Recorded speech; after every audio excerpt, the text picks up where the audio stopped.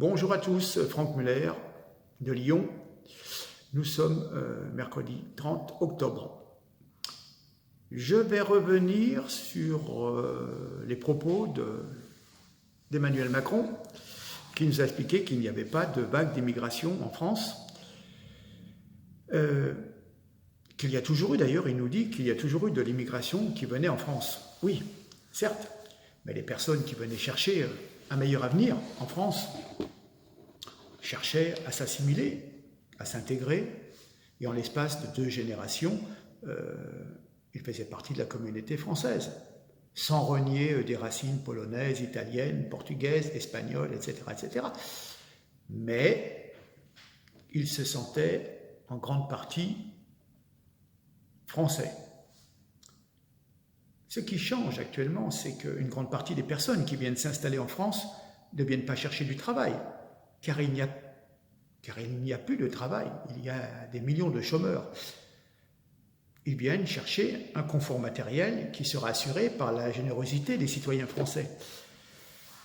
Français et étrangers qui ont un travail régulier et qui cotisent sur leur salaire pour payer et assurer des prestations sociales à tous ceux qui se retrouvent sans revenus par le travail. Bon. Mais les mêmes personnes qui viennent, une partie, nous considèrent quand même comme des mécréants. Donc ils viennent pour la gamelle, mais en même temps, pour eux on est des mécréants, et donc ils souhaitent nous imposer des lois religieuses, rétrogrades, et tout cela en faisant fi de nos principes d'égalité et de liberté de penser, de se nourrir, de s'habiller, etc., etc. On en revient à la notion de foulard. Je porte un foulard, donc quelque part, il faut comprendre que l'on porte un projet politique et social dans lequel les femmes ne sont que des tentatrices et les hommes des prédateurs sexuels. Il faut donc les séparer dans tous les domaines. Est-ce que les femmes qui revendiquent de notre part une certaine tolérance en France estiment que nous trouverions la même tolérance dans les pays musulmans? Non, on est obligé carrément d'adopter les lois en vigueur dans ces pays. Des journalistes qui vont en Iran, qui vont en Arabie Saoudite, sont obligés de se voiler pour faire les interviews des ministres, des présidents de ces pays. Alors, c'est quand même paradoxal, puisque dans certains pays, les femmes se battent pour être libres. Elles sont fouettées. Elles revendiquent le droit de ne plus avoir à porter niqab, burqa, hijab, etc. Elles se battent pour leur liberté de ne pas porter le voile au risque d'être privées de liberté dans leur pays. Et en France, elles veulent le voile. C'est compliqué. Comment dire ? Invasion migratoire, voile islamique, enfin bon, on n'en finit pas, ça dure depuis des années et des années.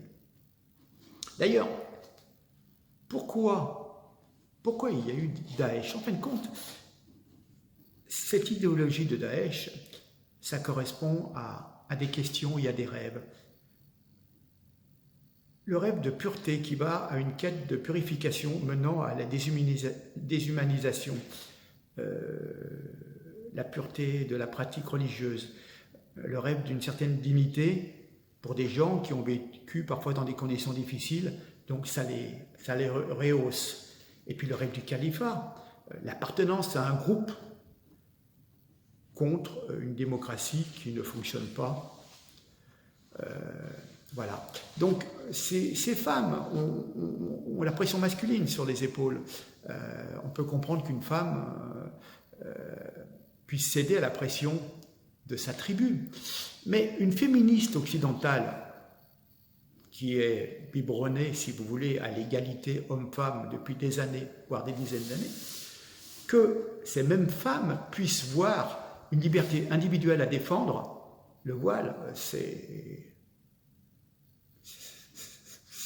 fou, quoi. Je ne m'explique pas. Ceux qui défendent le voile ont-ils vraiment vécu dans un endroit où il est interdit de l'enlever, ce voile? ou dans un endroit où les hommes évitent de frôler les femmes non voilées, de peur qu'elles annulent leur rituel d'ablution par l'impureté de ces femmes qui sont non voilées, qui sont donc des mécréantes. Il ne faut surtout pas les frôler, hein, ces occidentales qui viennent en jupe, les cheveux au vent.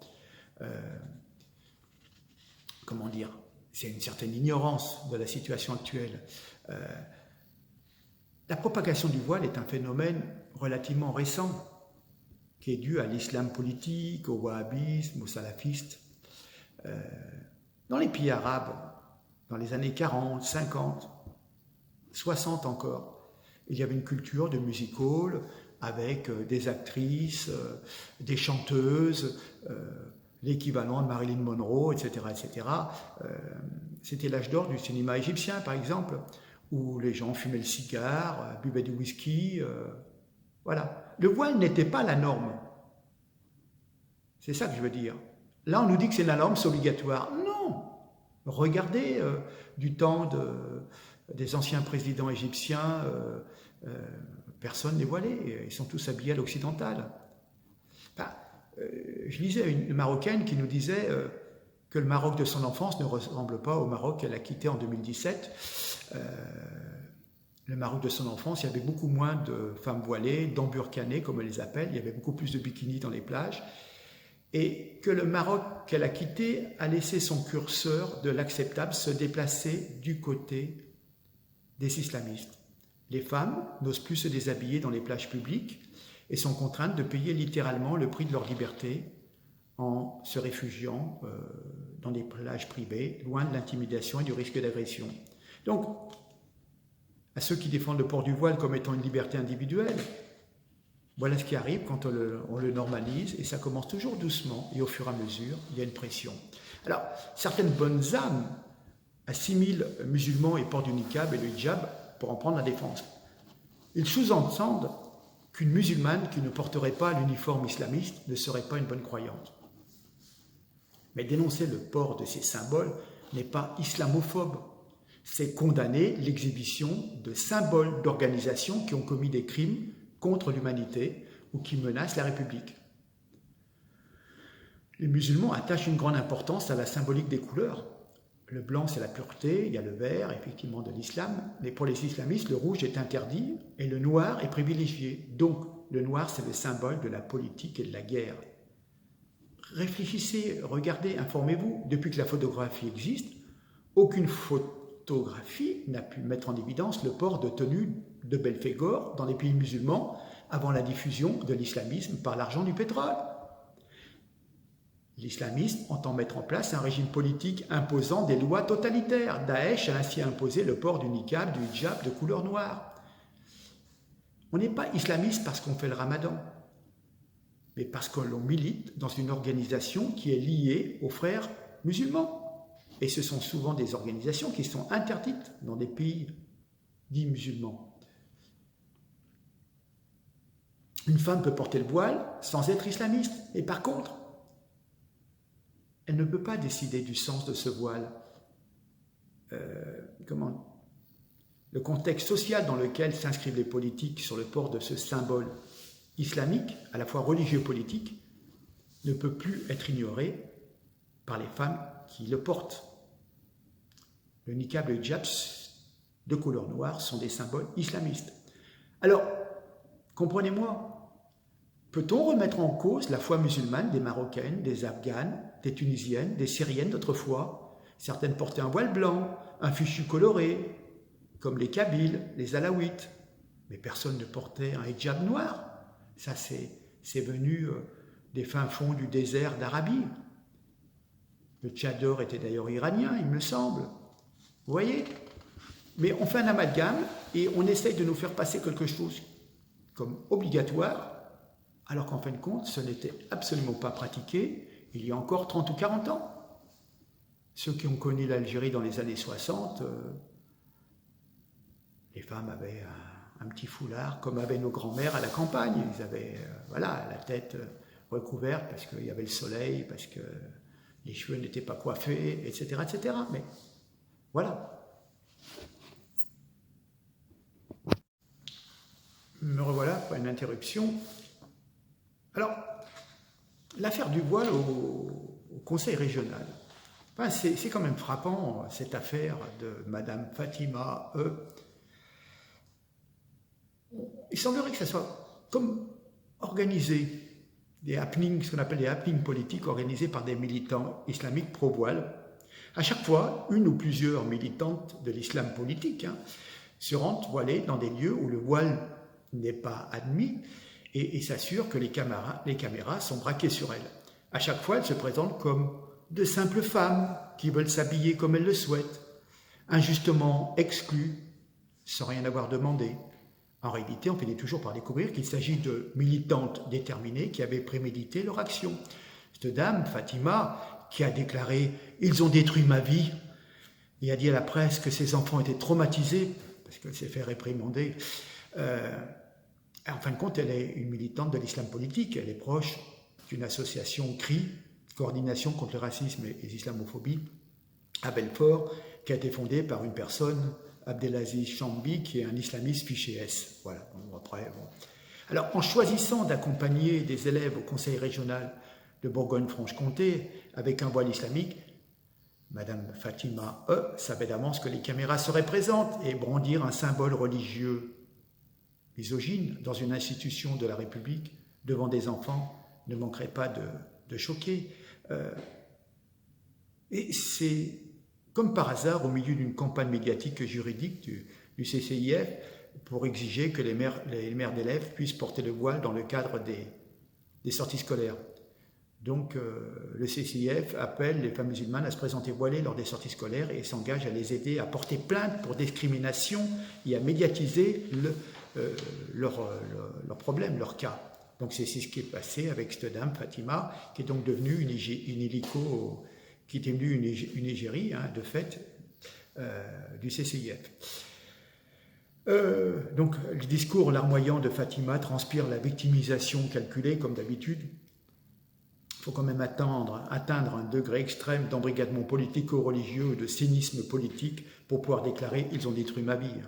Les gens qui ont eu des décès, des personnes égorgées, d'ailleurs dans l'attentat de la préfecture de police, la personne de, je crois, 37 ans, 39 ans, une femme, a été égorgée par son collègue de travail début octobre, et plus personne n'en parle. Là, oui, toute sa famille, leur vie est détruite, d'accord. Mais là, une réprimande, enfin même pas une réprimande, un élu du peuple, un élu Rassemblement National, a émis un doute quant à la présence d'une personne voilée dans une enceinte de la République. Il ne s'est même pas adressé à elle. Il a dit, il y a une personne qui est voilée, je ne suis pas d'accord sur le principe. Voilà. Bon. Ah mon Dieu, Bon. Ça vous brise la vie. Ah ouais, ça vous brise la vie. Enfin bon. Enfin, alors, dire ils ont détruit ma vie à propos d'élus qui réclament pacifiquement qu'elle respecte simplement la neutralité religieuse dans un pays où l'islamisme a fait plus de 250 morts ces 4 dernières années. D'ailleurs, Patrick Jardin, le père d'une jeune femme morte au Bataclan, a d'ailleurs fait part de son écœurement. Ils ont tué ma fille et cette voilée ose pleurnicher, a-t-il écrit dans une tribune très très virulente. Voilà. Alors, il y a une chose quand même à savoir, c'est que je l'avais noté au mois de février. Enfin, voilà. Déjà, il y a certaines tenues qui sont depuis, je crois, 2006, une ordonnance de 2006 en Algérie interdit aux fonctionnaires algériens le port de certains vêtements. Les fonctionnaires et agents publics sont astreints à des obligations légales et statutaires particulières. Les fonctionnaires doivent, outre les obligations professionnelles auxquelles ils sont soumis, observer des règles, exigences de sécurité et de communication au sein de leur service, imposant une identification physique. Donc on ne se couvre pas le visage. Une identification physique systématique et permanente sur le lieu de travail. Donc s'abstenir de porter toute tenue vestimentaire qui entrave l'exercice de leur mission de service public, particulièrement le port du niqab qui est strictement interdit sur les lieux de travail. Ça, c'était à l'époque en Algérie, le Premier ministre Ahmed Ouaya, et c'était un rappel à la loi. Voilà, interdiction du port du niqab aux fonctionnaires et agents publics. c'était bon à savoir. Hein. Oui, c'était en Algérie. Bon. Puis, récemment, donc j'avais vu ça en février, c'est, je crois, Radio France qui l'avait sorti, le voile en Algérie. Depuis début février 2019, une campagne a fait son apparition sur les réseaux sociaux. Il y a un mécontentement de la société algérienne. Alors on se l'est vu avec toutes les manifestations, mais aussi, au départ, il y avait un hashtag les prisonnières du voile en Algérie. Des femmes ont lancé une campagne d'émancipation vestimentaire, rappelant celle en cours depuis quelques mois en Iran, ou un petit peu qui essaie d'émerger en Arabie Saoudite.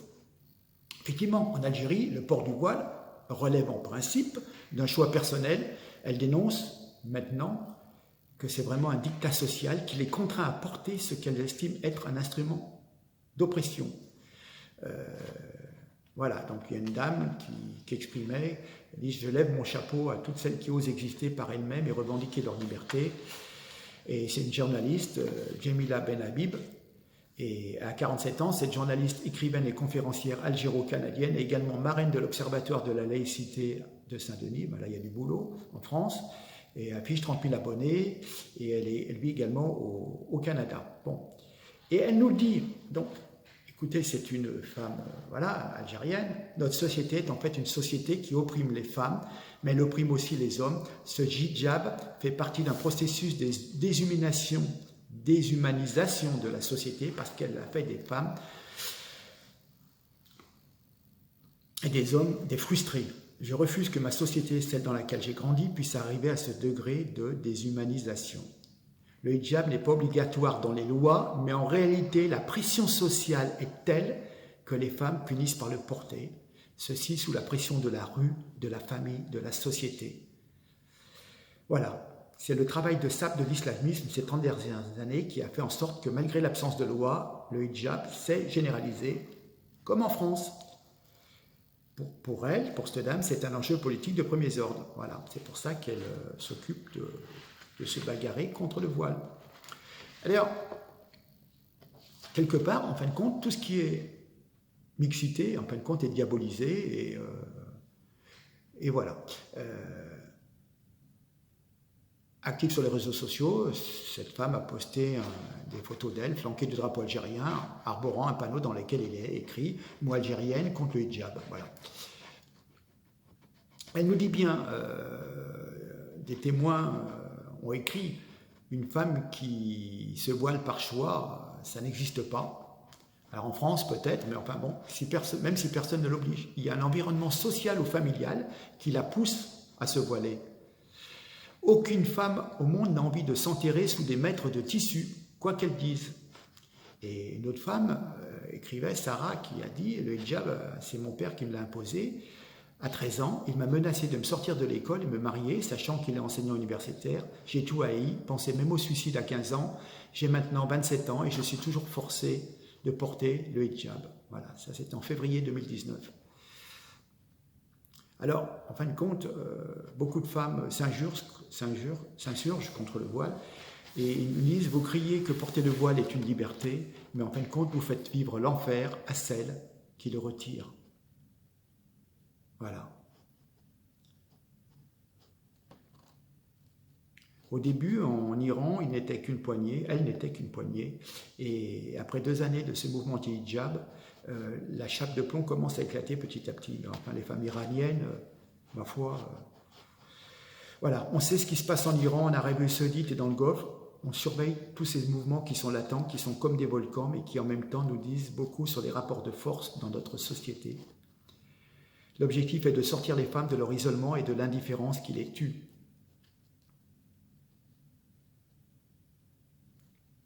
La liberté n'est jamais individuelle, la liberté des femmes, c'est quelque part un mouvement collectif qui doit aboutir à cette libéralisation de cette oppression.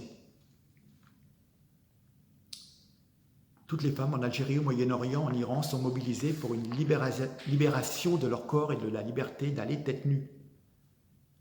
Voilà.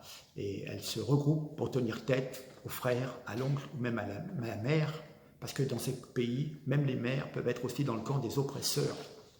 Voilà ce qu'il y avait à dire sur le voile réclamé comme une liberté par des femmes né en France, ayant été à l'école en France. Voilà. Donc, le vivre ensemble est vraiment compliqué. Des gens renouent avec des coutumes qui sont d'un autre âge, d'une autre culture, et veulent l'imposer en France. C'est vrai, on nous parle toujours de la liberté de faire ce qu'on veut. Mais là, c'est porter un symbole d'une secte qui prône un islam total. C'est ça qu'on veut expliquer. C'est pas simplement d'avoir la tête couverte, c'est de porter ce symbole noir. Voilà. C'est ce que les gens ne veulent pas comprendre. Ça n'a rien à voir avec la grand-mère qui mettait un petit foulard pour aller à l'église. C'était pas le symbole. Porter ce voile noir, c'est le symbole du wahhabisme, du salafisme, voilà, de tout cet islam politique. C'est comme si vous portiez, je ne vais pas le dire, un uniforme d'une certaine armée allemande, noire, avec 2 lettres sur le... Voilà. On dirait, mais attendez monsieur, vous faites le prosélytisme pour un régime totalitaire qui a occupé une partie de l'Europe. Dans l'idée, c'est ça, voilà. Mais bon, en France, on est tellement con qu'on ne veut pas comprendre que, en France, on essaie de vivre comme en France. Personne n'est supérieur. Moi, je me suis supérieur à personne. Il n'y a pas de racisme. Le racisme, c'est sur les races. Là, on parle d'une religion qui tend à, au fur et à mesure, s'étendre dans les quartiers et, par la contrainte, oblige les femmes. Certaines femmes le font volontairement parce que dans leur tête, elles ont eu un lavage de cerveau. Quand vous voyez des gamines de 3-4 ans dans certains quartiers qui ont déjà qui sont voilées et tout, non mais attendez, est-ce que franchement une gamine de 4 ans c'est un objet du désir? Non mais faut arrêter quoi, vous voyez? Bon, que dire? Malheureusement, on va encore en parler trop longtemps, mais bon. Alors qu'il y a beaucoup d'autres problèmes, je suis d'accord. Parfois on vous sert le voile, c'est une diversion. Pendant ce temps, on vous supprime tous les acquis sociaux, nous sommes bien d'accord. Hein. Mais, en même temps, c'est une suppression de certaines libertés, parce que dans des quartiers, les femmes n'ont pas le choix. Si elles ne veulent pas être emmerdées ou être traitées de salopes, eh ben, elles sont obligées de le mettre. Ben oui.